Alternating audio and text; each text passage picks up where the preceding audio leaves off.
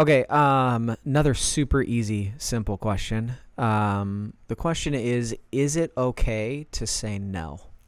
Yes. So The answer to the question is yes. Okay. yes. Good. So is it okay to say no or not be in the mood for sex? Absolutely. And it's one of those things that, and we'll talk about this, what are some legitimate reasons why, people say no to sex? And that's not just for women, but for both men and women, there are reasons why. I think that you want to look too at why you're saying no. Is it something that is a genuine, legitimate issue, or are you saying no because you're really mad at your husband and this is a way to pay him back, and so you're going to be passive aggressive with sex, which is never helpful. But you sometimes see that in relationships. It's just a byproduct of not communicating our needs well, and so we tend to, use sex against each other sometimes, and that's not healthy. But yes, absolutely, there are times we've talked about that we will talk more about when people just have a right to say no, and it's okay.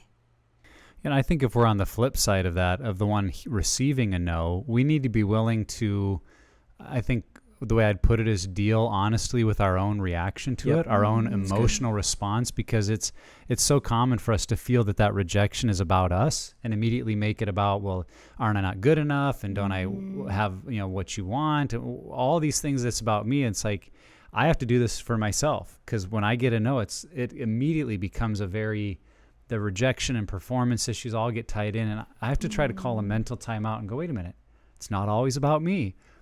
And to try to think about life from her perspective of what kind of day has she had and what's going on in her world. And you know what, if that was all true of my day, I might be saying no too. And to take a deep breath and not turn every sexual advancement into a measure of my worth and value, because I think that's what we do. Like, if we have sex, I'm valuable, I'm worth it, I'm loved, and if we don't, there's something wrong with me. So just to deal honestly with our own emotional reaction to that is really important, so that we can receive a no and not take it as a personal rejection. Yeah.